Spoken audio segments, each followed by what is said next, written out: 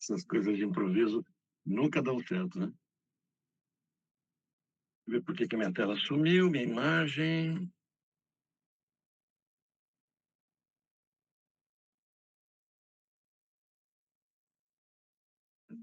Voltei. Tudo bem, pessoal? O texto é de 1926, né? Então é um texto que traz bastante luz para a gente no momento em que as pessoas discutem muito assim, quem pode ser psicanalista, né? Como é que é a formação? Falávamos na semana passada exatamente disso, sobre a formação do psicanalista, sobre, primeiro, como é que Freud vê. Primeiro começamos, como é que Freud vê a questão do psicanalista nas universidades. Depois começamos a discutir sobre como é que Freud enxerga a formação do psicanalista. Nossas leituras de Ferenczi, a gente está lendo um texto Ferenczi que ele fala sobre a formação do psicanalista. Fizemos essa leitura na semana passada. E hoje a gente vai avançar num texto em que Freud começa a falar sobre a psicanálise para não médicos. E eu vou colocar para vocês um pouquinho do contexto de tudo isso. Vou colocar para gravar aqui. Iniciar a gravação, começando a gravar. Orlando, eu acho que o Carlos está na porta. Opa, deixa eu achar ele aqui. Ah, tá Faustino e o Carlos. Prontinho, já entraram. Obrigado, Gustavo. E agora o streaming. Forem acompanhar pelo YouTube. Já.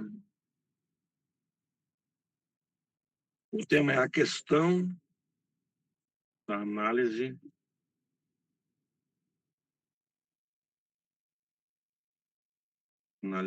leiga.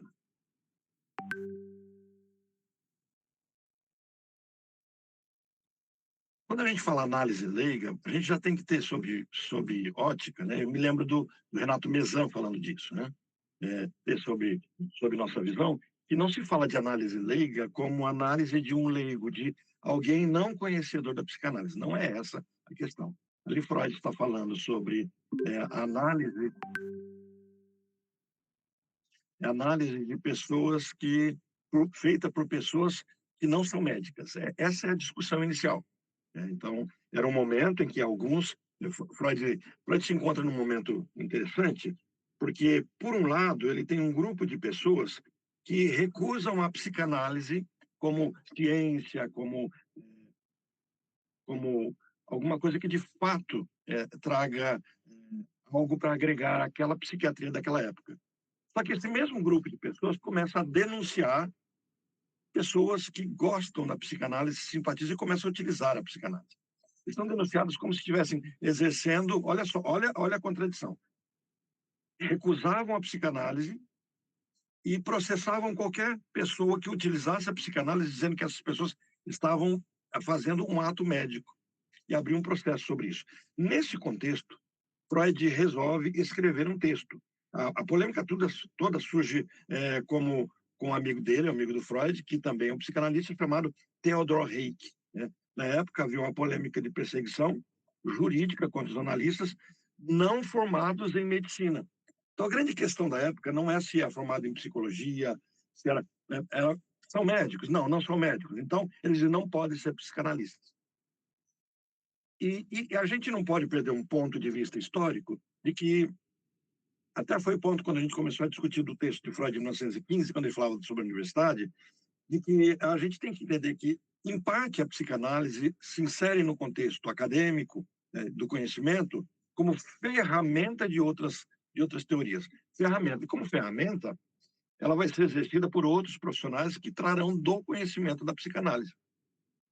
Mas agora o grande problema é o que fazer com essa nova ciência que surge e forma pessoas que vão utilizar a ferramenta. Então, aqueles médicos não queriam ser psicanalistas no Brasil. E Freud fala, alguém que faz medicina, alguém que faz psiquiatria, não quer ser psicanalista. O médico que faz psiquiatria, ele quer ser psiquiatra. Isso tem que ficar muito claro. Quando se quer ser psicanalista, o caminho não passa pela medicina, ele não exclui a medicina. Então médicos não podem ser psicanalistas? Claro que podem. Claro que terão expertise, habilidade deles, o conhecimento deles que vai se somar a tudo isso. Mas a grande questão é que esses profissionais normalmente querem utilizar do conhecimento vindo da psicanálise. E está perfeito também. Mas o que eles não podem é interditar o caminho. Então, a discussão que Freud nos propõe pensar é sobre isso. E a coisa foi judicializada. O Theodor Hayek, ele é processado por exercer uma fraude, um exercício ilegal da medicina. Então, Freud vai argumentar que a psicanálise é prática específica. Grava bem isso, gente, porque isso é muito relevante, a gente vai usar na leitura do Freud daqui a pouquinho, que eu vou subir, para colocar o texto para vocês já acompanharem comigo. Mas ele vai argumentar que a psicanálise é uma prática específica fundamentada no saber sobre o inconsciente. Bom, aí a gente começa algumas discussões. O que é isso? O que é essa figura etérea, o inconsciente? O inconsciente é alguma coisa palpável? Eu abro um cadáver, vejo o inconsciente? Eu investigo com estetoscópio, eu investigo com um exame de ressonância. O que é o inconsciente? Esse é o objeto da análise. É o inconsciente. E não necessariamente um campo exclusivo da medicina. Pelo contrário, nesse texto, a gente vai ver, e o Gustavo vai gostar muito desse texto, que esse texto é quando ele propõe exatamente que os psicanalistas conheçam dos mitos, conheçam da história, conheçam do folclore, conheçam da arte, né? Tem um livro do Conrado Caligares, eu esqueci o título do livro, mas é Cartas a Iniciantes. Depois eu recupero o nome do livro, mas onde o Conrado Caligares coloca exatamente isso. Qual é a formação acadêmica que você tem que ter se você almeja, deseja a psicanálise? Ele faz assim: se eu hoje fosse começar, que curso eu faria? Essa é a discussão que o Conrado coloca. E é interessante, ele vai colocando curso de história, cursos ligados às artes, à literatura. Ele vai dizer, esses são cursos que me dariam base para a compreensão do ser humano. Ele não coloca psicologia, ele não coloca a medicina. Orlando, você está fazendo uma campanha contra a psicologia. Não, nunca. Né? Cartas a um jovem terapeuta. Obrigado, Gustavo. Exatamente, Cartas a um jovem terapeuta. Então, esse livro do Caligares coloca as coisas no devido lugar, que é o que Freud começa a fazer nesse texto. Então, é um texto que busca esclarecer de modo acessível. Então, Freud usa uma linguagem tranquila para a gente, didático. Ele vai formar um diálogo. Freud tinha muito esse hábito, ele construía um interlocutor fictício. Ele problematizava como se fosse alguém problematizando para ele. Vai trazer os fundamentos da psicanálise. Então, essa é a riqueza desse texto. É um texto um pouco longo, né? São 90 e poucas páginas, mais ou menos, e ele vai reforçar a ideia de que somente médicos podem ser analistas. Bom, o Conselho de Medicina não tem nenhum problema com isso hoje, tá? Os médicos são tranquilos sobre isso, sabem que a psicanálise é algo autônomo, sabem que, se quiserem ser psicanalistas, terão que fazer os procedimentos que qualquer outro profissional, qualquer outro acadêmico, qualquer outro conhecedor deseja fazer, lembrando de Ferenczi, e quem não está no grupo do Ferenczi vai sentir falta disso, mas quem está vai se lembrar, falávamos na quinta-feira passada, Ferenczi vai falar sobre o tripé, no texto que a gente investigou semana passada, sobre a formação, o texto é a formação do psicanalista, 1919, Ferenczi vai dizer assim, ele vai claramente falar do tripé, ele vai dizer assim, o psicanalista começa no divã como paciente, e a partir disso, em determinado momento, o terapeuta, o analista de data, propõe para ele começar a atender como parte do tratamento dele. Olha o que é interessante. Como parte do tratamento. E num terceiro passo, concomitante, não posterior, mas concomitante, junto, no terceiro passo, esse que agora é encaminhado para atender alguém, estuda psicanálise. Então, Ferenczi vai dizer assim, que a formação do analista é esse tripé, e aí a gente melhora com Lacan, Christian Dunker no Brasil, outros representantes que trazem uma discussão, o Quinet, alguns outros assim, que nós temos o quarto pé do tripé, quer dizer, o quarto pé do tripé, que seria o escrito. Mas, assim, de básico, o Ferenczi traz essa construção. Precisamos fazer nossa análise, precisamos ser encaminhados pelo nosso analista, né? A gente precisa verbalizar, dizer para o nosso analista do interesse que temos de termos também analistas. O nosso analista começa, então, falando, então, ok, então, que tal você começar a atender? Quando é que ele vai dizer isso? Quando ele perceber que existe maturidade, condições, e ele diz assim, atenderemos junto, você atende e eu supervisiono. E aí, então, esse analisando, né, começa lendo psicanálise, estudando, é encaminhado por esse analista à sociedade a qual ele faz parte. Então, eu sempre teimo com vocês, sempre falo para vocês, psicanalista precisa estar em associação. Psicanalista freelance não existe, não existe. Existe um leitor de Freud, um buscador de conhecimento, mas nós estamos sempre em pares, sempre em pares, sempre em grupos unidos, né? Vamos brincar aqui, tá? O que eu vou colocar é brincando. Você pode achar uma vespa sozinho, mas você não acha uma abelha sozinho. Onde tem uma abelha, tem outras abelhas, e ela está sempre numa colmeia. Se ela ficar fora da colmeia, daqui a pouco ela está morta, porque ela só tem sentido com a colmeia. Então, você vai ver algumas vespas, alguns tipos de insetos que são solitários. Você vai achar uma aranha sozinha, ela vive sozinha. Isso torna ela menos, bom, a aranha não é inseto, é aracnídeo, né? Mas ela torna menos na dignidade dela de ser vivo do que uma formiga, por exemplo, que vive em colônia? Não. Então a gente precisa entender que alguns terapeutas se dão conta e não precisam, dentro de suas funções, deveriam, mas não precisam de suas funções, tanto pertencimento. O psicanalista precisa. E o Freud vai colocar isso para a gente. Né? Querem comentar alguma coisa antes de eu subir o texto para vocês? O pessoal da plataforma, no WhatsApp, eu já encaminhei esse texto. Os que não estão na plataforma podem buscar. O texto é A Questão da Análise Leiga, Diálogo com o Interlocutor Imparcial. Né? Freud vai brincar com isso, vai vai formar um diálogo hipotético com um interlocutor que ele vai construir, fictício.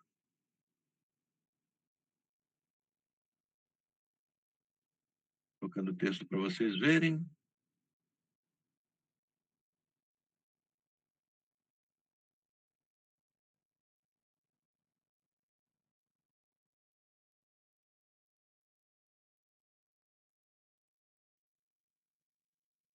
Ela está com vocês agora. Só colocar, adequá-la, pronto. Perfeitinho. Agora, vamos ver se o meu experimento com as novas telas que eu coloquei vai ficar bom.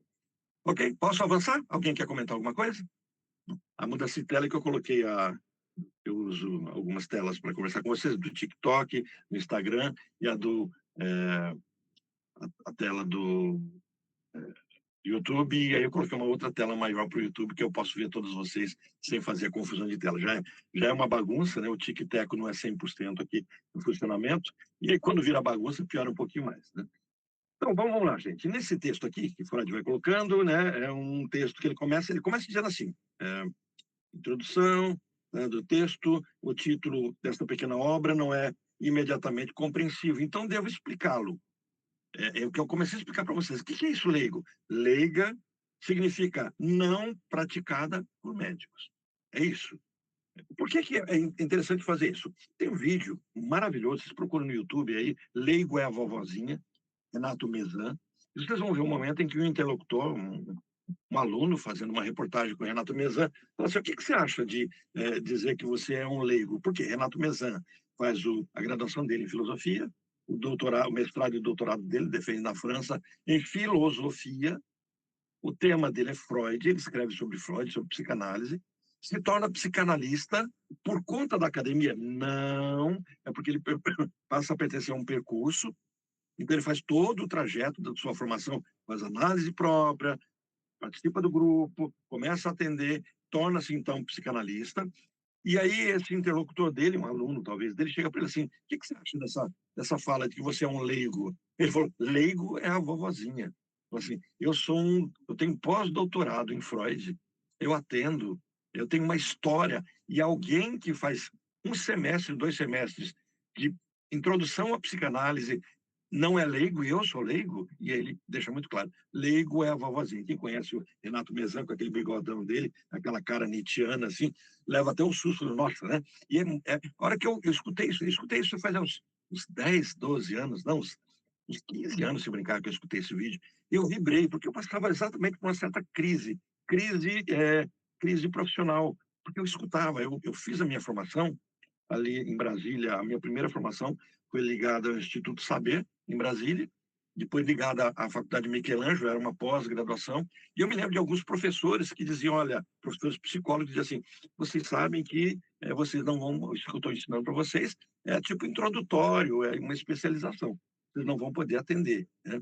E aí eu ficava: mas como? Eu estou fazendo um curso de psicanálise, de teoria psicanalítica aplicada, esse era o nome do curso, Teoria Psicanalítica Aplicada, né? E era um modelo de pós-graduação. Isso gerava uma certa crise. Eu me lembro que eu ia ali na Livraria Cultura, em Brasília, e tinha alguns colóquios, alguns congressos, alguns encontros, lançamentos de livro, e a gente tinha um certo receio de dizer que estava fazendo a gente, que eu digo, eu e outros colegas, dizer que estava fazendo uma formação em psicanálise, porque era muito mal visto alguém que não era da psicologia se envolver com a psicanálise como um psicanalista. Então, não era muito autorizado. Então, a gente ficava assim, meio de segundo escalão.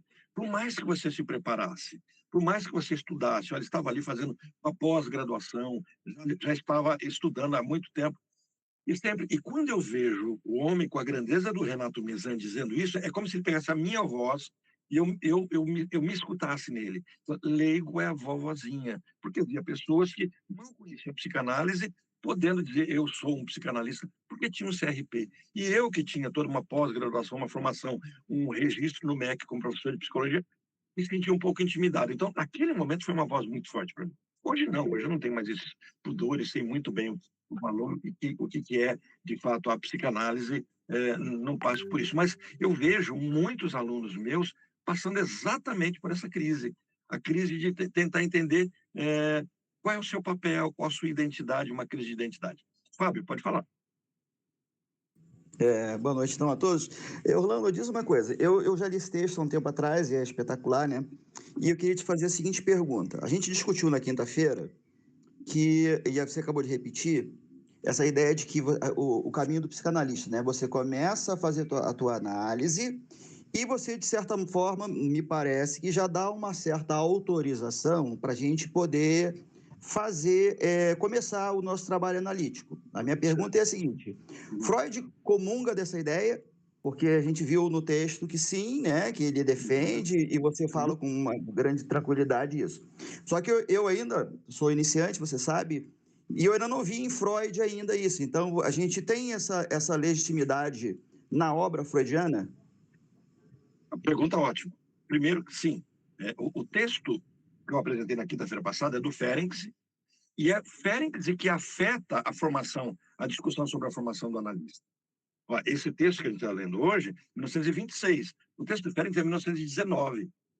Nesse texto, a gente vai ver Freud falando da formação. Nesse texto, ele vai dizer assim, ele vai chegar ao ponto de dizer assim, é bom que... Ele não vai determinar, todo psicanalista precisa ter feito sua análise. Não, é de bom termo, é bom que é mais maduro acontecer isso. Mas o que eu achei novo porque eu não tinha ouvido nesse formato tão prático em Freud, mas Ferenczi é muito claro, é quando ele diz assim que o primeiro passo para a formação da análise, eu ouvi isso em Lacan. Qual é o propósito da análise? Lacan diz a formação de um analista. Todo mundo que faz análise se torna analista. Não, a maioria das pessoas param no metade do caminho. 1 mês, 2 meses, 10 anos, param, não dão conta de prosseguir. Porque não querem, desinteressam, elaboram muitas coisas, só fazem análise até onde convém, lhe é necessário, etc., cada um com suas razões. O Ferenczi vai deixar claro isso que você está colocando, Fábio. O analista começa a sua análise. Lacan vai dizer assim, o analista se autoriza. Isso tem uma polêmica muito grande. Se autoriza quem? A partir dos seus pares. Então, o que acontece? Eu, na minha análise, nesse olhar freudiano, mais freudiano que lacaniano, posso simplesmente dizer assim, ok, estou fazendo análise, agora eu vou atender. Não é esse o caminho. Eu tenho que levar isso para análise. É um desejo. Eu tenho que chegar para o meu analista e falar assim, olha, eu pretendo continuar caminhando, eu queria atender alguém. E o seu analista vai poder dizer assim, olha, a gente tem uns fantasmas para atravessar ainda, a gente tem algumas coisas para elaborar. Vamos, vamos pensar mais um pouquinho? E ele vai começar a investigar. O próprio analista vai falar, olha, talvez fosse interessante, vamos supor que seja uma pessoa que tenha sido abusado, né? Mas talvez seja interessante você atender uma criança que foi abusada, um adulto que traz essa história. Agora, o fantasma vai atravessar você de imediato. Todas as dores que você escondeu de você mesmo, elas virão no outro, um processo de contra-transferência. Então, o que você tem que saber? Você vai trazer isso para a nossa supervisão. Percebe? Atender o outro já faz parte do tratamento.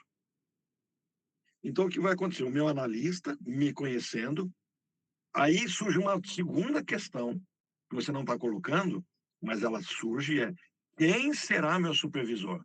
A IPA trabalhou esse tema também. Então, ela não impôs, né? A IPA, a gente já conversou sobre a IPA, Associação Internacional de Psicanálise, hoje ela não tem o peso que tinha no passado, mas ela historicamente tem. Então, a IPA, ela estabelecia que não havia a obrigação de que o analista fosse o didata, o supervisor, mas ela dizia que seria de bom termo. Por quê? E eu defendo exatamente essa postura. Tem até um vídeo meu que eu falo disso. Por quê? Porque é o meu analista que sabe dos meus fantasmas. É o meu analista que sabe dos problemas que eu estou enfrentando. Então, no momento que eu contra-transferir, aquele supervisor só teórico, eu conheci o fulano de tal, vou fazer supervisão com ele, porque ele é muito conhecedor, ele não sabe da minha vida. Ele não sabe dos problemas que eu estou enfrentando. Ele é alguém que, intelectualmente, vou brincar com o nome, tá? Vamos supor que eu estou lá em São Paulo, falo assim, vou fazer a minha supervisão com o Christian Dunker. O cara é bom, fala bem, vou fazer a supervisão com ele. Dou conta de pagar, tal, percebe? Começo a fazer a supervisão, e aí, de repente, me atravessa uma cena em que eu estou atendendo alguém, e aquele alguém é um espelho da minha história. Me traz a minha dor. O Dunker não conhece disso. Ele vai saber de Lacan, de Freud, das leituras. Eu vou perguntar para ele como é que eu lido com borderline, estou com paciente borderline. Lê esse livro aqui, esse livro é bom. Isso é uma supervisão acadêmica, mas ele não sabe das minhas angústias. Então, voltando de forma bem exata sobre a sua pergunta, Freud estabelece isso a partir das discussões com o grupo das quartas-feiras, porque Freud leva uma rasteira de muitos colegas. Por isso que a gente vai ver os textos a partir de 1914 até 1919, muito cheio de rancor, de mágoa, funda-se ao mito da fundação da Sociedade do Anel. Então, Adler abandona Freud. Primeiro Freud abandona Freud. Depois, Adler abandona Freud. Jung abandona Freud. E esses dois grandes nomes têm um peso muito grande para Freud, porque em Jung ele esperava que a psicanálise deslanchasse a partir dele. A psicanálise suíça, os psicanalistas suíços começam a abandonar Freud, o grupo do Bleuler, da psiquiatria, do Kraepelin, todos eles começam a abandonar Freud, e aí vai encaminhando para o período da Segunda Guerra Mundial, e o abandono é completo, há acusações de se aqueles psicanalistas teriam sido também, de alguma forma, nazi, né? Alguma coisa assim, são fofocas de bastidor. Mas aí o que começa a acontecer? Por influência do Ferenczi chega para Freud e fala assim, seria melhor que você nos ensinasse psicanálise, fosse nosso analista didata e deixasse que a gente atendesse. Então, Freud começa a formar, a partir dos seus pacientes, alunos, novos psicanalistas, e se constrói, assim, esse mecanismo. Ferenczi, no texto da semana passada, ele é claro, ele diz assim, você começa a fazer análise, o seu analista te encaminha para analisar, e concomitante a isso, você começa a estudar psicanálise. A gente pega a história da Melanie Klein. É isso. A Melanie Klein começa a fazer análise, a analista a Melanie Klein começa a ensinar para ela, olha, que tal você atender crianças? Que tal você atender meus filhos ou filhos de colegas sobre essa perspectiva infantil? Ela topa, ela está sob supervisão, ela apresenta isso na sociedade psicanalítica, e a Melanie Klein assim se forma como psicanalista. Qual é a academia da Melanie Klein? Ferenczi coloca que os institutos de psicanálise, ele apresenta vários, todos colocavam como exigência que as pessoas tivessem um nível superior. Mas qual é o nível superior que a Melanie Klein tem? Ela começa a fazer história, não dá conta de terminar por conta do casamento. Começa a fazer medicina, não dá conta de terminar por conta da guerra. E aí o que ela dá conta de fazer? Atender. E alguém pode questionar o brilhantismo dessa mulher, Melanie Klein? Ana Freud, que ele vai comentar também aqui, né, sobre Ana Freud. Começa a atender crianças vindas da guerra, com os órfãos, começa a trabalhar quase que numa creche, como uma pedagoga. E quem é a Ana Freud? A Ana Freud é esse furacão de pessoa que dá forma à teoria freudiana a partir dos mecanismos de defesa do ego, a partir do elaborar e trabalhar com criança, trabalhar com psicóticos no formato de interpretador, como intérprete, como secretário do psicótico e assim por diante. Quer dizer, você tem Melanie Klein, mas você tem Ana Freud e todo esse caminho. Então, Fábio, sim, Freud com clareza diz isso. Nesse texto a gente vai ver um pouco disso. Ferenczi deixa muito claro que Ferenczi está em consonância com Freud. Ele não é desautorizado por Freud. Porque o que a gente poderia esperar, assim, o Ferenczi enfia os pés pelas mãos, fala besteira, Freud vai lá e desmente ele. Não aconteceu isso. Ferenczi escreveu sobre isso, e sobre isso nada foi dito contra. Ok? Agora, o que a gente vai ver é assim, um grupo de puristas. O que são puristas? Ortodoxos. Até o Félix vai colocar sobre esses rigorosos, as pessoas que têm um certo rigor na formação, né? O Lacan vai enfrentar essa turminha. E Lacan vai ter peito para enfrentar. E ele só dá conta de fato, fazer o que fez, porque ele percebe que a IPA, em determinado momento da história, não podia fazer nada com Lacan, porque Lacan já era psicanalista, já era um psiquiatra renomado, já tinha fama, mas eles resolvem esterilizar o processo de higiene, travou a palavra aqui, mas de higienização, né? Um processo de higienização da psicanálise, resolvem podar, castrar os lacanianos a partir de Lacan, tornar Lacan estéril. Literalmente isso. Vou pegar uma frase, caparam Lacan. Como? Não vai ter mais discípulos de Lacan. Como? Todo mundo que for analisando de Lacan não pode mais se tornar psicanalista. Lacan rompe. É só nesse momento que Lacan rompe. Opa, calma, pular o corguinho, como diz o paulista, de costas, não é possível. Conhece esse ditado? Pulou o corguinho, né? O córrego. Então, assim, quando é feito isso, Lacan, então, inova. Falou, a partir de agora, eu tenho meu grupo. E é isso, aí ele rompe com a IPA. Então, ele só rompe com a IPA porque eles estavam tornando a psicanálise lacaniana estéril. Eles queriam matar na fonte. Fábio, tudo bem? Perfeito. Bom, então, ele continua assim. Então, ele está falando, eu estou falando sobre leigos, quem? Não médicos. E a questão seria se também, olha, deixa muito claro, seria também aos não médicos deve ser permitido exercer a psicanálise? Essa questão é condicionada pelo tempo e pelo lugar. Pelo tempo, dado que até agora ninguém se preocupou com o fato de quem exerce a psicanálise. Bom, gente, por que não se preocupavam? Os médicos não queriam saber da psicanálise.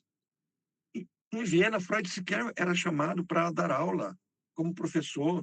Quando vê, era chamado assim, em alguns momentos era chamado para dar uma conferência, mas tratá-lo como professor. Quando ele recebe o prêmio dos Estados Unidos, né, como um grande professor, o título de professor, quando ele é reconhecido com o prêmio Goethe, quando ele é reconhecido em vários momentos, ele fala assim, e a sua faculdade não reconheceu, ele diz assim, eu me admiro se tivesse me reconhecido. Por quê? Porque eles sabiam que aquelas pessoas, aqueles acadêmicos, desprezavam Freud, desprezavam a psicanálise. Por isso que é interessante quando algumas pessoas falam assim, mas a psicanálise está em descrédito. Não, mas na época de Freud estava em descrédito, nesse mundo seleto. Então ele está dizendo assim, essa questão é continuada no tempo. Por quê? Ninguém nunca questionou isso sobre a psicanálise. Achava que não teria futuro. Sim, as pessoas preocupam-se muito pouco em relação a isso. Concordaram, isto sim, no desejo de que ninguém deveria praticá-la. Percebe como é que Freud não economiza palavras para falar de suas mágoas aqui? Então, ele diz assim, essas pessoas que agora estão dizendo quem deve ser o analista, esse tipo de pessoa, por muito tempo, achava que ninguém devia ser psicanalista. Por isso não tinha essa polêmica. Então, concordam, isto sim, o desejo de que ninguém deveria praticá-la, justificando-se com razões diversas, todas baseadas na mesma aversão. Logo, a existência de que apenas médicos devem ser analistas corresponde a uma atitude nova e aparentemente mais amigável diante da psicanálise. Então, assim, essa preocupação é boa. Então, quando a Pasternak lança aquele livro, que bobagem, fala que a psicanálise é uma bobagem, que legal, ela está preocupada com a psicanálise. Uma bióloga que não conhecia nada de psicanálise, que só fala bobagem sobre isso. Aí ela começa a se preocupar, então a psicanálise está adquirindo alguma relevância, né? A existência de apenas, contanto que escape a suspeita de ser apenas uma ramificação um tanto modificada da atitude anterior. É admitido que, em certas circunstâncias, se realize um tratamento analítico, mas, nesse caso, apenas médicos devem poder realizá-lo. O porquê dessa limitação é que será examinado. Está dizendo assim, a medicina naquela época não acreditava na psicanálise, achava que ela não era irrelevante, não devia ser nem discutido. Mas agora a medicina que rejeita, está querendo dizer quem é que pode exercer, colocar quais critérios, isso é que a gente vai analisar. Então, a questão é também condicionada pelo lugar. pois não apresenta o mesmo alcance em todos os países. Aí ele começa a dizer sobre uma questão, né, regional. Por exemplo, na Alemanha e na América, é uma discussão puramente acadêmica, já que nesses países cada qual pode se tratar como e com quem quiser, e quem assim desejar pode, como curandeiro, gravem isso, tá, gente? Não é a gravidade, é a denúncia e a clareza de Freud sobre isso. Cada um pode se tratar com quem, como curandeiro, tratar qualquer paciente, desde que assuma a responsabilidade sobre os seus atos. Eu me lembro que eu estava com um grupo aqui, eu tinha as aulas presenciais ainda, e um dia eu estou andando no centro de Londrina e tinha lá um outdoor bem alto, bem no centro, ali eu acho que na Rio de Janeiro, no lado do Calçadão, ali cruzando com a Avenida Paraná. Aí estava lá assim, Pai Sérgio, o nome era esse, Pai Sérgio. Atendo, jogo búzios, papapá, e o endereço. E eu tinha um aluno meu, um colega maravilhoso, hoje é muito amigo meu, hoje não é mais colega, é um amigo mesmo do peito. E eu tinha o Sérgio e brinquei com ele, falei assim, uai, Sérgio, você colocou um outdoor, né? Colocou Pai Sérgio. Era para brincar com ele. Mas eu queria usar aquilo como metáfora, assim, qualquer pessoa que queira tratar de outras pessoas, a lei não veda acesso para que ele ponha isso. A única coisa é que ele precisa ter ética, ele precisa se responsabilizar pelo que ele faz. Ele precisa entender os limites daquilo que ele faz. Então, se eu quiser hoje, não é eu psicanalista, tá, gente? Se eu quiser abrir uma portinha e dizer assim, aconselho pessoas sobre seus problemas relacionais e amorosos. Eu for na prefeitura, disse, olha, sou autônomo e eu quero abrir um local de aconselhamento. Eles vão verificar se eu estou ferindo algum princípio de algum conselho, de psicologia, de serviço social, de medicina. Se eu não afeto a função de nenhum desses quadros que são legalizados com conselhos, se eu não estou entrando em nenhum desses, eu tenho direito de colocar ali. Não existe um conselho federal de aconselhamento. É o que acontece com as igrejas. Então, assim, o Freud está dizendo assim, nesses países, como a Alemanha e os Estados Unidos, qualquer pessoa tem direito de se tratar com quem ele quiser, mesmo com um curandeiro. A única coisa é que tanto quem se trata quanto quem trata tem que assumir a responsabilidade. Entenderam o que Freud está colocando? Ele está colocando, fala assim, vamos parar com frescura e vamos parar de sermos levianos sobre essas situações. Vamos parar de manipular. Isso que ele está dizendo. Tratar qualquer paciente desde que assuma a responsabilidade por seus atos.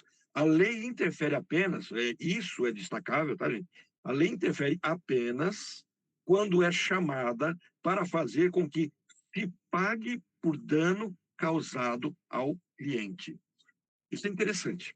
Eu já atendi casos de pessoas que vieram de reuniões religiosas e resolveram trabalhar com sugestão, hipnose em grupo, aquilo que a gente chama de mentalismo. Né? Mentalismo não é sério mentalista, não. Né? Mentalismo tem a ver com toda uma forma de se pensar onde você pode imantar, traduzir, transferir para um objeto ou para si mesmo o poder de cura e você sugestiona as pessoas. Se elas tocarem em você, se elas fizerem determinada coisa, elas serão curadas e as pessoas são sugestionadas e, por sugestão, começam a não ter sintomas, se eles são psicológicos, se eles são causados também por outras sugestões. Então, quando você vê essa mentalização acontece, esse caminho todo acontecendo, você começa a perceber que um dano pode acontecer, e um dano muito sério. Eu me lembro quando eu fiz meu curso de hipnose, meu professor foi demonstrar como retirar a dor de alguém. Ele chamou um voluntário, chamou uma colega, uma voluntária, e chegou para ela e disse assim, perguntou quem tinha uma dor e gostaria de ficar livre dessa dor. Ela falou que tinha uma dor, e ele falou assim, você já foi ao médico para ver essa dor? Já. Você está em tratamento? Estou. O que o médico disse? Não, é uma lombalgia, ok. E a dor persiste, persiste. Ok, então olha o cuidado que ele teve. Já foi ao médico, não é alguma coisa que ele iria tirar o sintoma, poderia ser acusado disso. Aí ele faz uma hipnose, sugestiona ela, tira a dor, e ela na frente de todo mundo para de sentir a dor. Ele fala, cadê a dor? E aí sumiu. E até ele brincou assim, eu te curei. Né? E aí ele faz uma brincadeira religiosa com a cena, né? Mas aí brincando, com toda a reverência, mas era uma brincadeira que ele fazia. Então, percebe? a gente vê males sendo feito em nome de questões religiosas. E isso reverbera, isso traz, né? Eu já acompanhei casos de pessoas que surtaram, sabe esses encontros, né? Tipo, encontro face a face, encontro com Deus, encontro... Cada religião dá o seu nome, e onde a pessoa tem um encontro consigo mesmo, surtam, ou entram ali no estado de surto psicótico, e começam a ter, de fato, um ato de sofrimento grande, onde as pessoas não sabem lidar com aquilo. O que a gente chama de passagem ao ato. A pessoa vai em acting out, né? Acting out, essa teatralização, esse papel que a gente cria, é uma forma de a gente lidar com os problemas, e depois, de repente, essas pessoas passam ao ato. O que é passar ao ato? Tudo aquilo que é ilusório, que é fantasioso, que está dentro da mente, de repente isso vira ato. Então, se a pessoa está com raiva, ela tenta matar, ela agride, ela xinga. Essa passagem ao ato é extremamente densa e perigosa, se não acompanhada por alguém com responsabilidade. Percebe? Freud está dizendo isso, olha, a gente tem que entender isso. Aí ele vai dizer assim, olha, essa discussão é na Áustria. Ele diz assim, mas na Áustria, país no qual e para o qual eu escrevo, a lei é preventiva. Por quê?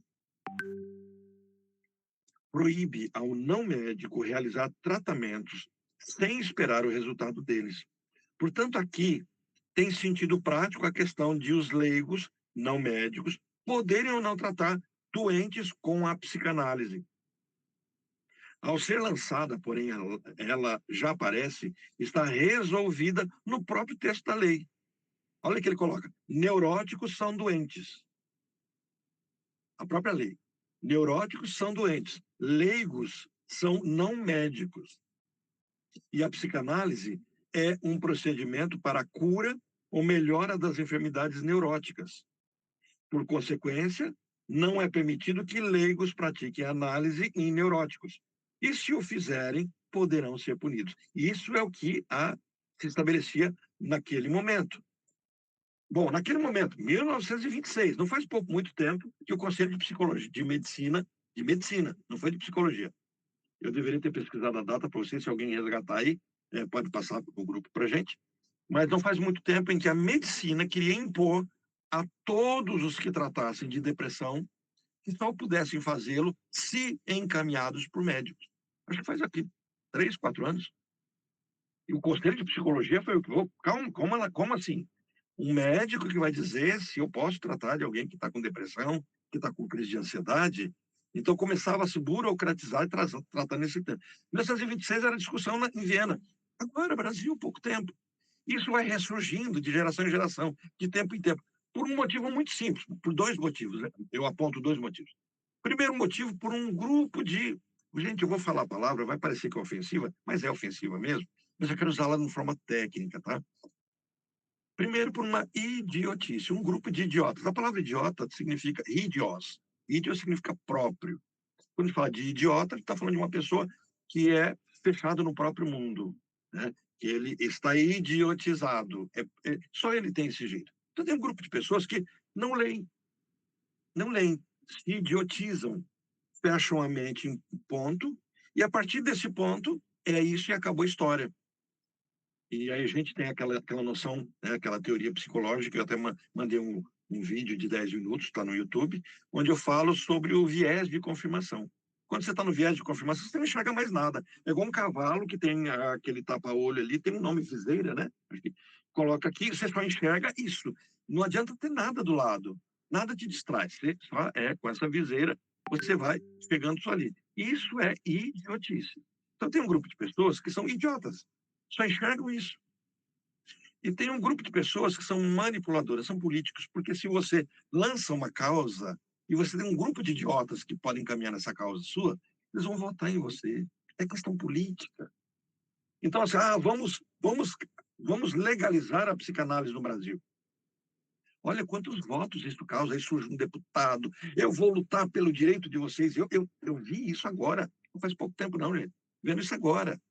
Aí surge, vai lá para a Câmara para discutir. Aí um grupo com medo, eu vou perder o meu espaço profissional. Faz o que? Vou votar naquele cara para... É triste a gente ver isso, mas faz parte da civilização. Quem fez filosofia sabe que na polis né? No político é onde se discutem os valores, se discutem o convívio em sociedade, isso faz parte dos grupos que se antagonizam. A gente não tem que se assustar, mas infelizmente a gente tem essas noções. Então, infelizmente, algumas pessoas ressuscitam coisas que já estão descritas, e de vez em quando uma besteira dessa passa, tá? Então, numa situação tão simples, dificilmente alguém ousaria se ocupar da questão da análise leiga. O que está dizendo assim? Neurose é doença. Se neurose é doença, quem trabalha com doença é médico. Olha que silogismo maravilhoso, né? Todo neurótico, todo neurótico é doente. Todo doente só pode se tratar com médico. Logo, só médico pode tratar de neuróticos. Perfeito silogismo, né? Silogismo. Vamos ver se de fato é um silogismo. Uma situação. No entanto, há complicações que a lei não considera e que, por isso mesmo, exigem nossa atenção. Pode suceder que os doentes, olha, gravem bem isso, que os doentes, nesse caso, não sejam como outros doentes, que os leigos não sejam propriamente leigos e que os médicos não exerçam, não ofereçam exatamente aquilo que se espera dos médicos, em que eles baseiam suas prerrogativas. Freud está dizendo assim, todo doente, todo neurótico é doente. Mas de que doença falamos? Estamos falando de um corpo onde o médico é preparado para lidar com ele, um corpo físico, que a gente vai chamar, de forma lacaniana, de pedaço de carne. Esse corpo físico, que o médico vai chamar de corpo, para a psicanálise é um pedaço de carne. Então, o médico trata da minha carne. Ele conhece disso, ele conhece de sangue, ele conhece de veias, ele conhece de sistema linfático, de nervo, ele conhece de músculo, ele conhece disso, ele é expert nisso, ele é maravilhosamente preparado para isso, de anatomia humana. Mas a psicanálise lida com um corpo de significado, um corpo simbólico, é a construção de um corpo simbólico.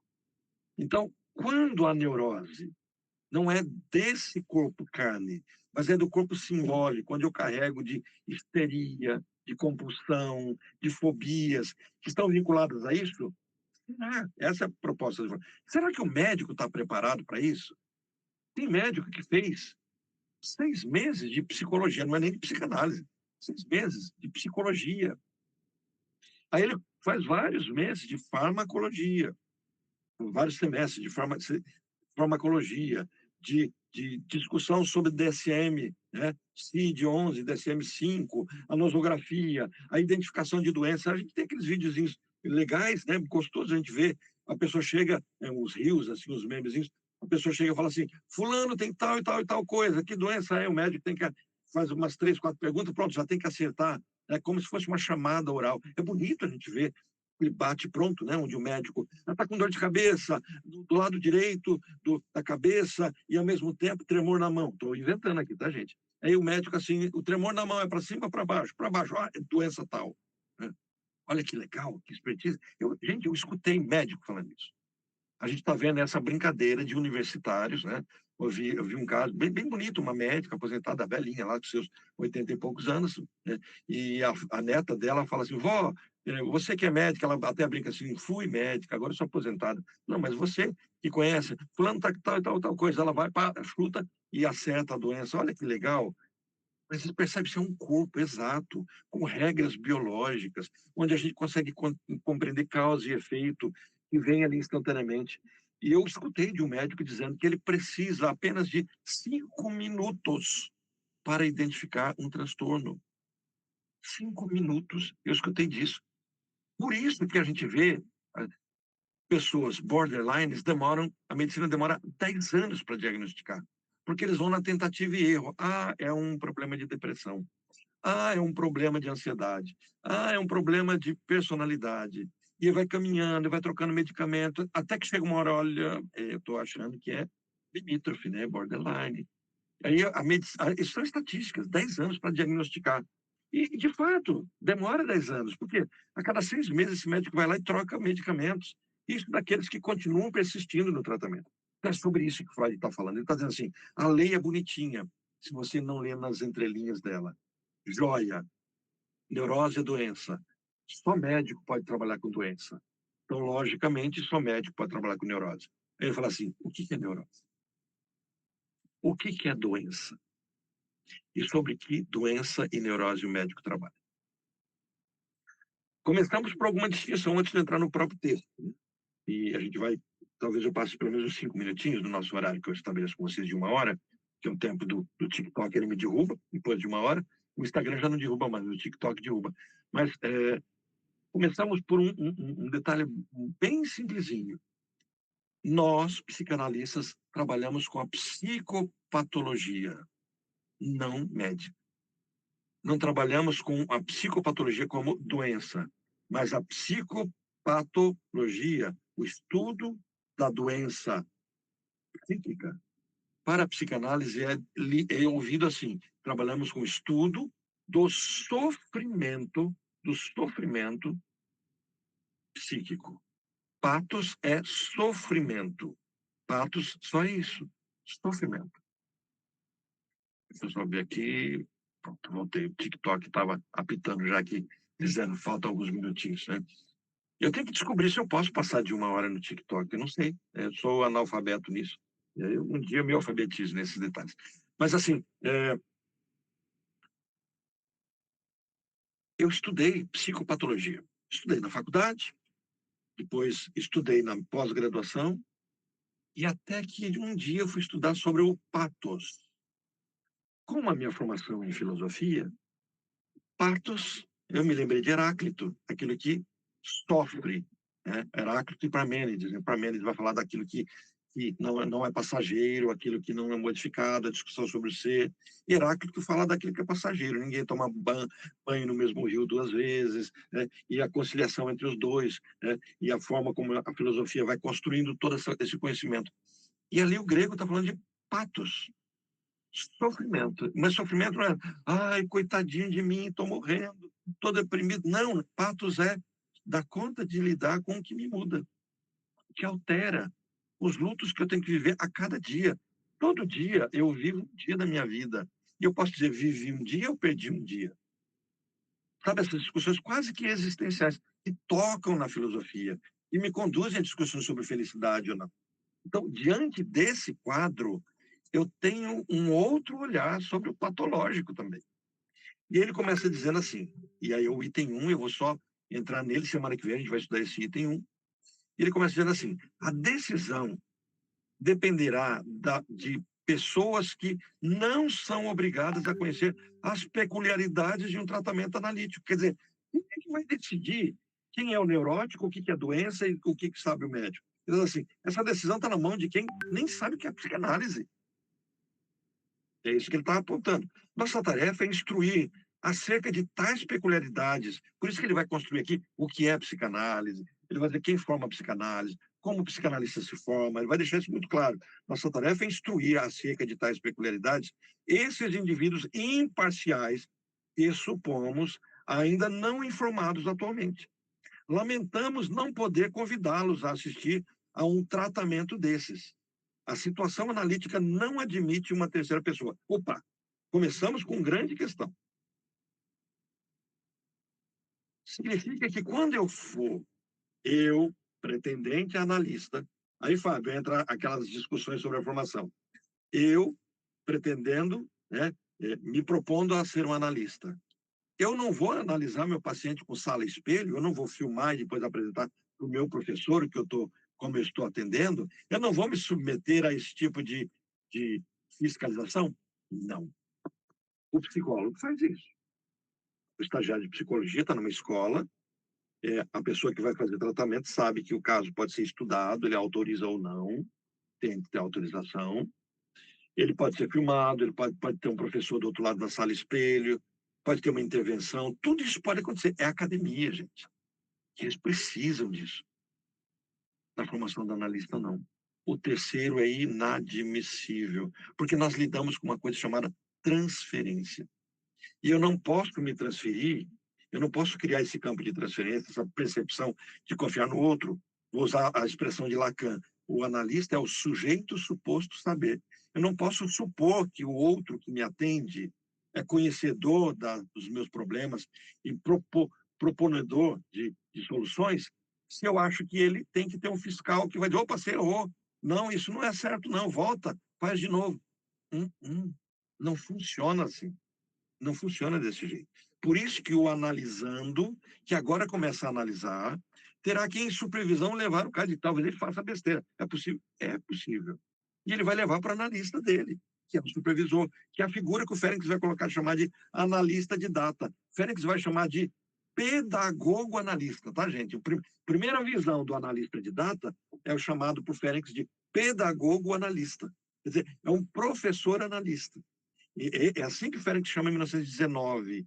Então, esse pedagogo analista, ou esse analista de data, na sessão de supervisão, vai dizer, eu atendi pessoa aí, eu não sabia o que falar, eu falei tal e tal coisa, e na análise, mas por que você travou nisso? O que aconteceu? Percebe? Aí vai se trabalhar esse ponto. Então, ele começa a dizer, a situação analítica não admite uma terceira pessoa. Além disso, as sessões de tratamento têm um valor desigual. Esse espectador não qualificado, ao apreciar uma sessão qualquer, não teria normalmente a impressão que lhe fosse útil e correria o risco de não entender o que se passa entre o analista e o paciente, ou ficaria entediado. Assim, de bom grado ou não, ele terá de se contentar.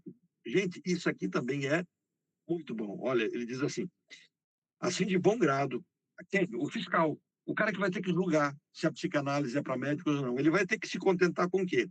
Com as nossas informações. Quem é que vai poder dizer isso é psicanálise? Só o psicanalista. Só aquele que usa do método da psicanálise. Então, Freud fecha, ele amarra, né, com nossas informações, que buscaremos transmiti-la da maneira mais fidedigna possível. Então, eu tenho que confiar na palavra do analista. O paciente talvez sofra de flutuações de humor que não consegue dominar, ou de um desânimo que faz sentir-se paralisado em sua energia por não acreditar-se capaz de fazer algo corretamente, ou de angustiado embaraço no meio de estranhos. Então, ele descreveu aqui um mal-estar do paciente. Ele pode estar sofrendo tudo isso. Ele pode se dar conta, sem compreender por quê, de que sente dificuldade na execução de seu trabalho profissional. Percebe? Ele começa a listar aquilo que o médico trabalha. Como é que o médico hoje, vamos pegar hoje, 1926, não, pega hoje, 2025, o médico, você chega para o médico e fala assim, olha, eu estou desajustado no trabalho. Ele vai lá, coloca o CID-11 para você, como burnout, e te dá um ansiolítico. O ansiolítico vai fazer o quê com o seu trabalho? Entenderam o problema? Te dá um antidepressivo. O que o antidepressivo vai mudar a forma como o seu chefe está lidando com você, a forma da cobrança, a forma que você... Ele só vai amortizar. Quando eu era criança, eu me lembro que a gente tratava na roça, tá, gente? Dor de dente com pinga. Eu me lembro que tinha uma dor de dente muito grande. Eu me lembro do meu tio dar um cálicezinho de pinga, cálicezinho, aquele copinho de boteco, de dose, e eu colocar, eu tinha uns 7 anos, colocar no dente e aquilo anestesiava. Eu me lembro do Zebete. O Zebete era um personagem do rádio, que é mais antigo, já deve ter escutado ele, já morreu. Meu pai acordava todo dia escutando o Zebete em São Paulo, né? E eu me lembro dele ter o comercial de uns remédios para dor no dente. Hoje em dia, se tem dor no dente, você vai no dentista. Você vai obturar, fazer canal, etc, né? Eu estou num processo desse, eu estou com um canal que não resolve. Eu estou há 3 meses tratando de um canal e chego lá no dentista, ele olha, tá vivo ainda, mas esse nervinho é teimoso, né? Mas o que a pinga fazia? Só anestesiava. E curava, tirava a cárie. Então, você toma medicamentos que anestesiam, mas ajudava você a passar o tempo. Por quê? Porque a dor incomoda. A dor tira toda a sua atenção, você não consegue fazer nada. Colocava a pinga ali, dormecia, tudo aquilo, não sentia nada, a vida prosseguia. Mas no dia, à noite, de novo, começava a dor, tinha que fazer o quê? De novo a pinga, né? Ou alguns remédios, que naquela época, alguns remédios matavam o dente, e a pessoa acabava arrancando o dente sem sentir tanta dor por causa da pinga. Como no passado, não havia anestesia, a pessoa tinha que encher a cara para poder amputar uma perna, fazer uma cirurgia, assim por diante, né? Imagina a dor dessas pessoas. Então, ele vai dizer assim, começa a chegar, olha, eu não consigo entender, eu estou sentindo dificuldade na execução do meu trabalho profissional e também de qualquer medida de empreendimento mais sério. Um dia não sabe. Olha quanto esses sintomas são do ser humano. 1926. Um dia, não sabe como, foi tomado de um doloroso acesso de angústia. E desde então não consegue, sem enorme esforço, andar na rua ou tomar um trem sozinho. Já atendi uma paciente que simplesmente ela falou assim: Orlando, eu não consigo sair de casa. Aí eu disse para ela assim: você tem um amigo que pode ir te buscar? Tem uma amiga, ok, chama ela. Mas eu vou conseguir sair com a sua amiga, você consegue. Por quê? Porque nós sabemos que as pessoas que estão em fobia, a fobia é uma forma de dizer assim: me proteja, eu preciso de alguém. E aí, sempre a pessoa em crises fóbicas, se tiver alguém do lado, ela tem que atravessar uma ponte. Se alguém pegar na mão dela, ela vai. Ela tem que entrar no elevador. Se alguém estiver do lado dela, ela vai. Fala assim: não, agora você vai pedir para essa pessoa ir com você até o seu trabalho. Você consegue no trabalho. Eu não consigo sair na rua. No trabalho eu estou bem, em casa eu estou bem. Fala assim, e aí do trabalho você pede para alguém te trazer no consultório. Percebe? Isso agora, 10 anos, 5, 8 anos eu atendi essa pessoa, né? E tinha uma história para acontecer isso. Exatamente no momento que ela se sentiu sozinha na vida, essas crises começaram a vir. Sem enorme esforço, andar na rua ou tomar um trem sozinho. Talvez tenha desistido de fazer ambas as coisas. Ou, o que é curioso, seus pensamentos seguem seus próprios caminhos. Ó, aquela mente que não para o tempo todo. Não se deixando guiar por sua vontade. Perseguem problemas que são de indiferentes, mas dos quais eles não conseguem se desprender, né? Aqueles que ainda não tiveram essa experiência, que estão escutando no TikTok, no Instagram, no YouTube, e queiram ter um quadro cômico de tudo isso, assistam um filme chamado Tok Tok, né? Para entender de uma forma hilária, de comédia, para entender a angústia e o sofrimento dessas pessoas. Ele também se vê obrigado a fazer coisas ridículas, como contar o número de janelas na fachada das casas.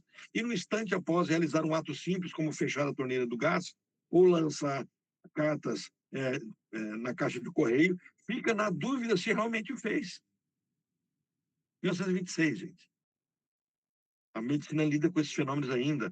Isso pode ser apenas irritante e importuno, mas a situação fica intolerável quando, de repente, ele não consegue afastar a ideia de que empurrou uma criança para debaixo da roda de um carro, de que jogou um desconhecido na água, do alto de uma ponte, ou quando chega a se perguntar se não é um homicida que a polícia busca, como autor de um crime recém-descoberto. É um evidente absurdo. Ele bem sabe, nunca fez mal a ninguém, mas ainda que fosse realmente o assassino procurado, a sensação, o sentimento de culpa não poderia ser mais forte. O nosso paciente, digamos que seja agora uma mulher, sofre de uma outra forma, ou outra área. É um pianista, mas seus dedos têm câimbras e não lhe obedecem. Eu me lembro de um paciente que a mão formigava, começava a formigar o tempo todo. Foi no médico, o que o médico fez? Vamos fazer uns exames. Talvez a gente tenha que fazer a cirurgia. Eu olhei para ele, você é jovem, 25 anos, 24 anos. O médico disse para ele, ele vai investigar. Eu falei assim, quando começou isso? Tal período. Começamos a interpretar os sonhos dele. Começamos a trabalhar isso. 2 semanas depois, ele não tinha mais nada na mão. Nada, nada. Era o trabalho dele, o burnout que ele enfrentava, um problema com um colega, a forma como ele estava lidando com tudo aquilo, estava fazendo as mãos formigarem, ele sentia anestesia, ele pegava as coisas, caía da mão dele, né? É um pianista, mas tem... Ou o paciente pretende ir a uma recepção, mas logo sente uma necessidade cuja satisfação seria incompatível com uma reunião social. Então ele deixa de ir às recepções, bailes e concertos pelo teatro. Nas circunstâncias mais inoportunas, é acometida de fortes dores de cabeça ou alguma outra situação dolorosa. Talvez ela tenha vômitos a cada refeição, o que pode se tornar perigoso com o tempo. Por fim, lamentavelmente, ela não suporta agitações que são parte inevitável da vida. Nessas ocasiões, perde os sentidos, muitas vezes tendo contrações musculares que lembram estados patológicos inquietantes. Outros doentes sofrem distúrbios, ele vai começar a descrever, gente.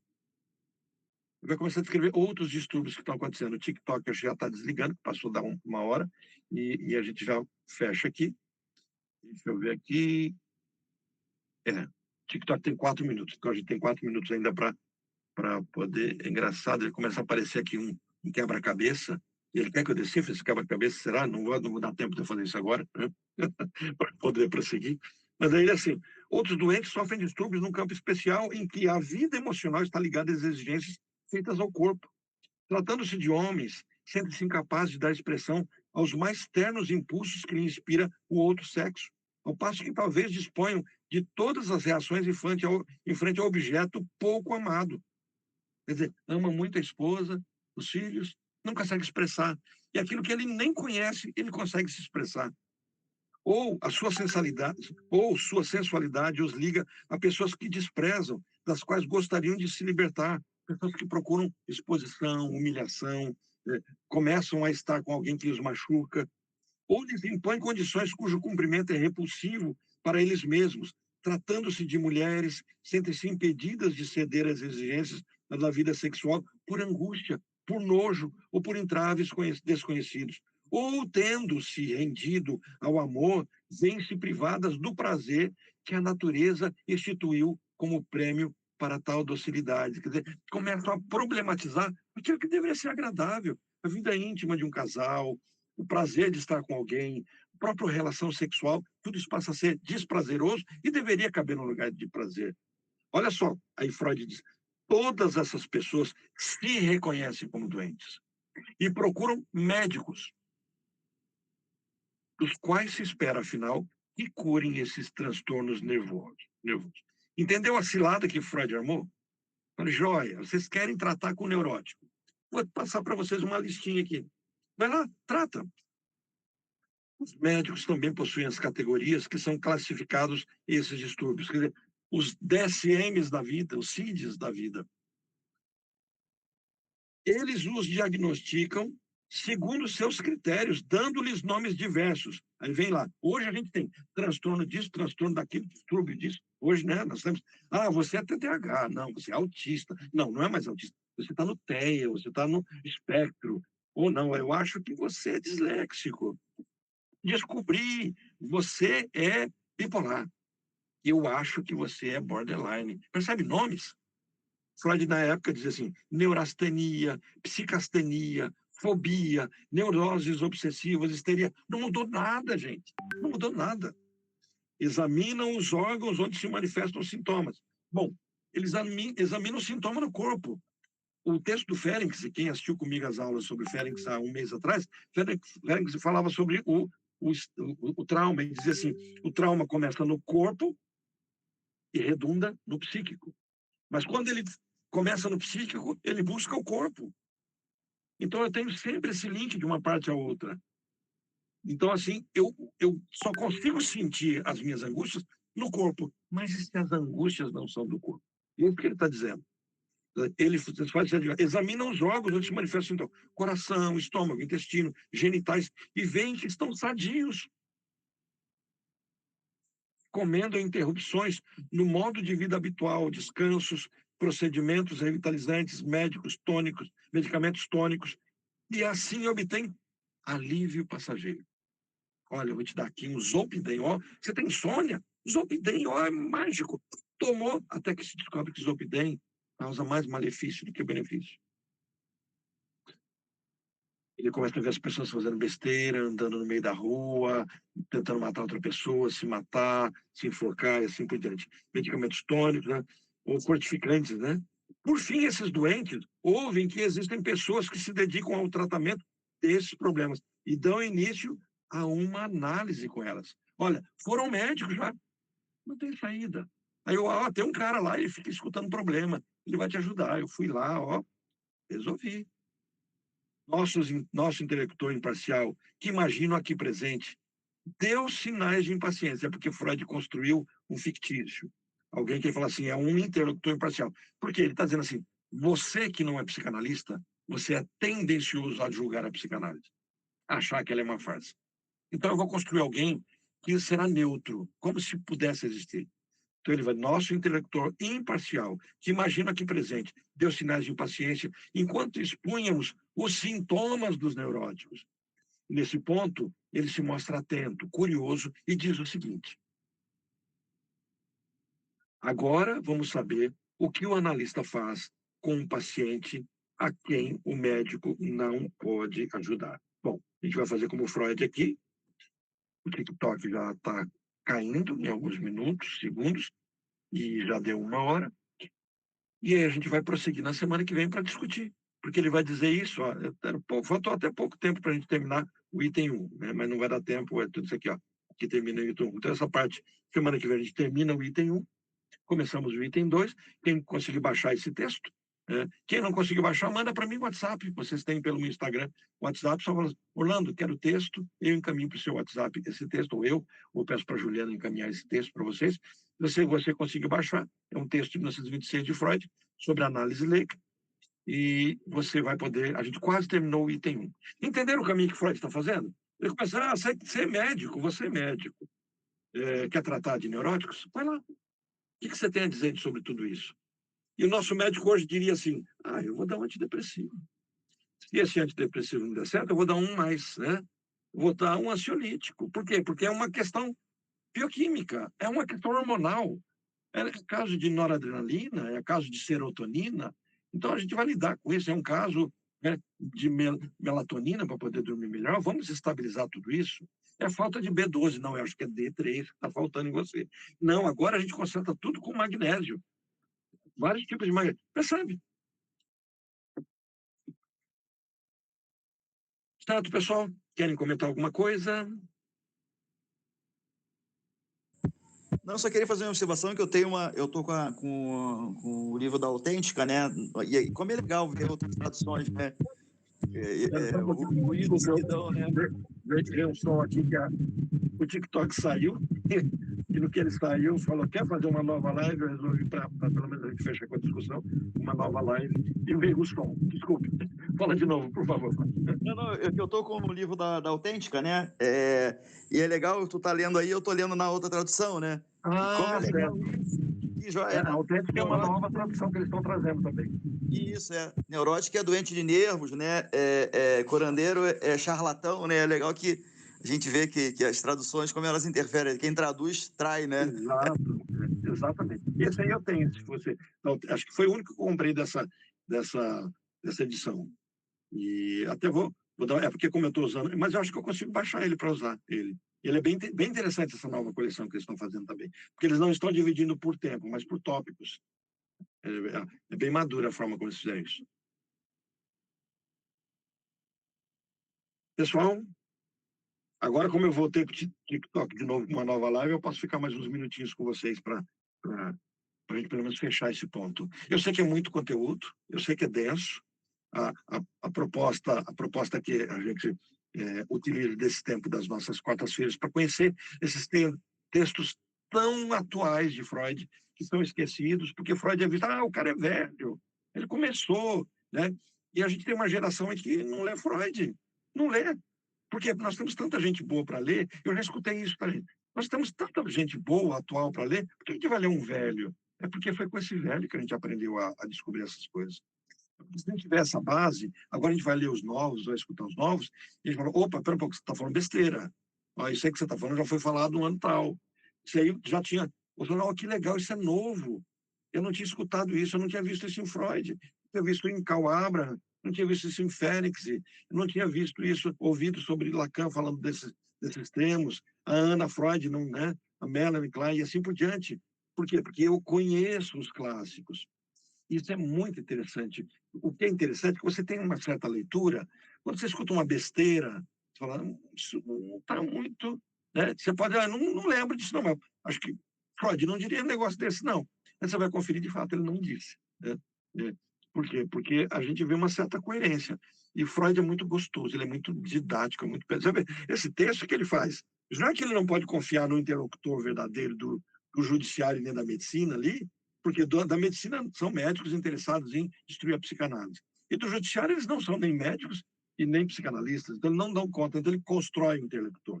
E agora ele vai ter sempre que travar esse diálogo, né, com o interlocutor parcial, com alguém que está ali para, de fato, ouvir. E aí Freud vai fazer um monte de cilada com ele. Ele vai, volta. É bem gostoso, porque ele fala assim, você está achando que eu estou brincando com você. Ele vai dar voz para o interlocutor vai dizer assim, então é isso. E Freud vai dizer, não é nada disso que você está pensando. É bem gostoso. Querem comentar alguma coisa? Fechamos aqui? Gente, um prazer estar com vocês. Obrigado para o pessoal do TikTok que entrou de novo para ver pelo menos o fechamento desse nosso encontro.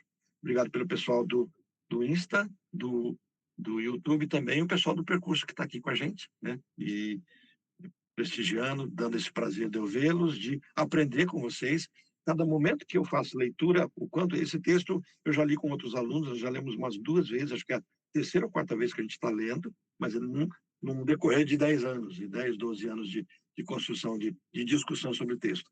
E é interessante, cada vez que eu leio qualquer texto, por uma segunda, terceira, quarta, quinta vez, o quanto a gente aprende, o quanto a gente percebe que perdeu algum ponto, né? Eu já comentei com vocês que minhas filhas assistiram assim, Harry Potter mais de 10 vezes, né? E cada vez que eu assisto, ela fala, eu não tinha visto isso. Eu falo, como não tinha visto? A gente já viu 10 vezes. Pois é, mas eu não tinha prestado atenção nesse ponto. Né? Como num filme, numa história densa, cheia de conteúdo, né? de coisas envolvidas ali, qualquer leitura de um texto bom e profundo, como Freud e Lacan, a gente vê isso. Até trazendo a fala que eu trago no grupo que a gente tem nas terças-feiras com a Graça, e discute Lacan, e sempre, Lacan é complicado. Não, não é complicado. É denso. Cada palavra tem um certo sentido. A gente tem que ler, depois ler de novo, depois ler de novo, e a gente ainda vai saltar alguma coisa. Freud é desse jeito, você lê, fala, nossa, que legal. Ó, ele discorreu aqui, gente, sobre todos esses fenômenos que atormentavam os homens, né, homens e mulheres antes dele, atormentavam durante todas as gerações da humanidade e atormentam hoje. Né? Com todos esses medicamentos que nós temos hoje, com essa evolução, com esse processo, eu até proporia para vocês, procurem colegas que têm essas características, se vocês não acharem vocês mesmos momentos de crise, ele escreveu. E procure os colegas para ver onde é que eles tentaram resolver o problema deles, se não foi procurar um médico. Doutor, estou com insônia. Chega para o médico lá, o médico fala assim, como é que é a sua higiene do sono? Tela, então vamos tirar a tela. Aí tira a tela, continua com insônia. Então vou tomar um remédio. Não, vou tomar o Zopidem, não pode mais tomar o Zopidem. Então, Donarém, né? Vamos tomar ali, melatonina, vamos B12, na veia, aquela coisa. Não, corta a agitação à noite, percebe? Insônia. E o psicanalista vai tentar entender por que a insônia veio, quando ela veio, que contexto. O médico está errado em fazer o caminho dele? Não, ele está fazendo o que ele pode fazer.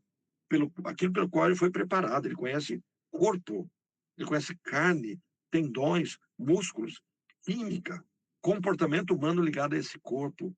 E ele é maestral nisso. Mas o psicanalista é aquele que se propõe a escutar. Se propõe a, no vazio, no nada, ou nos deslizes, identificar por meio dos atos falhos aquilo que escapa do inconsciente. O psicanalista é aquele que escuta do inconsciente. Como é que escuta do inconsciente? O inconsciente não fala declaradamente, ele fala nos lapsos, nas falhas, nos atos falhos, nos sintomas, nos sonhos, naquilo que engasga, numa palavra que embarga, num choro que vem na hora que não era para vir, estava com o paciente, de repente ele vai falar algo, no momento que ele vai falar algo, ele já toma uma outra atitude, e eu olhei para ele, ele ia chorar. Eu falei, você está segurando o choro? Eu falei assim, você não chora? Aí ele olhou para mim e falou assim, aprendi a chorar aqui. E não, aí é N pacientes. Eu me lembro de um paciente que chega assim, homem chora. E eu falei assim, por que não? O que isso tem a ver com ser homem ou ser mulher? O choro é uma expressão de afeto, de sentimento, de emoção. Ele precisa vir. E se ele não vier com lágrima, ele vem de outro jeito. Ele vem com o olho tremendo, ele vem na pele se escamando, ele vem com feridas no corpo, ele vem com brotoejas, ele vem com enxaqueca, mas ele terá que vir. E a questão é, por que veio? Ok? Gente, muito obrigado, Gustavo, Carlos, Claudete, Faustino, Fábio, né? E o outro Fábio, tem 2 Fábios aí. Então, semana passada, Fábio, o outro Fábio, eu estava conversando com ele, falei, mas eu vi o seu nome lá. Falei, não, mas eu não estava lá, não. Aí eu falei, gente, mas é o outro Fábio que estava, tem 2, né? Eu vou ter que fazer igual a Sônia. A Sônia, uma eu chamo de Sônia, outro eu chamo de Letícia, porque uma é Sônia Chamone, outra Sônia Letícia. Então, os Fábios eu vou ter que achar quem gosta de ser chamado pelo sobrenome, chamar ele pelo sobrenome. Muito obrigado. Um abração para todo mundo. Os que puderem estar amanhã quinta-feira, Félix, um outro texto de Félix trabalhando a questão da clínica. Eu devo mandar daqui a pouquinho para o grupo, né, do Félix. Os que não estão no percurso, tem duas possibilidades. E entrar no percurso vai ser um prazer tê-los no percurso, né, os que não estão no percurso. Ou tem uma outra opção também, que fala, Orlando, eu só tenho tempo, por exemplo, quinta-feira, gosto do Félix, não quero participar do percurso, ou está caro, não tenho tempo, eu quero participar só do grupo do Félix. Manda mensagem para mim, existe a possibilidade de você, a taxa é quase que simbólica, um valor bem ínfimo, bem pequeno, 20, R$ 25. Aí você faz a inscrição, participa só daquele grupo ali também, tá? A única coisa que não pode ser feito nisso é supervisão, estudo de caso, que dele pertence a um pacote como um todo. Mas sexta-feira, estamos lendo a Silvia Blechman com a Glaise. Quinta-feira, eu leio com vocês o Félix. Hoje, fora Freud, mas é aberto a todos os que gostam da psicanálise. É um prazer ter todo mundo aqui, a gente podendo conversar disso. E nas terças-feiras, junto com a Graça, a gente está lendo Lacan e fazendo essa compreensão a partir do olhar dela. E na segunda-feira aí é fechado só para o grupo, é aqueles que já atendem e estão acompanhando estudos de caso. Tivemos um estudo de caso maravilhoso apresentado segunda-feira, não vai poder ficar público, uma parte dele só vai ser colocado na plataforma, estou só esperando a Célia chancelar e autorizar, aí eu coloco para aqueles que não puderam participar. Os que não participaram perderam, foi um estudo de caso muito bom, muito profundo, para a gente aprender muito com o que ela pôs, mas como tem algumas informações mais delicadas, a gente está verificando se vai deixar na plataforma ou não. Tá bom? Um abração para todo mundo.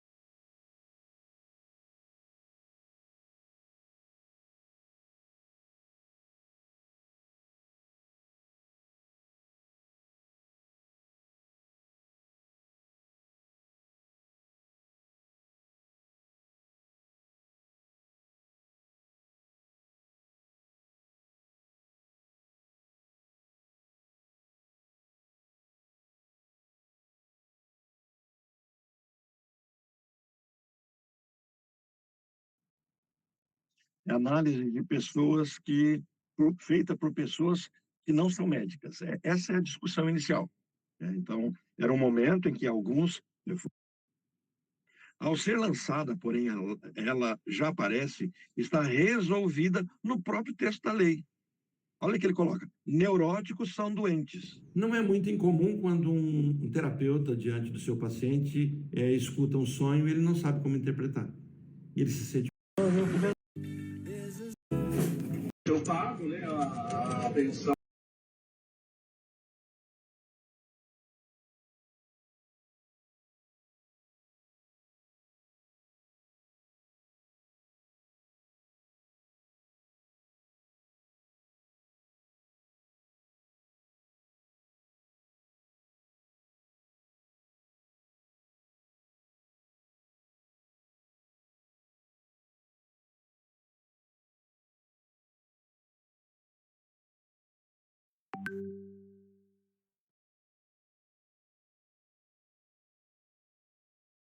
Doentes.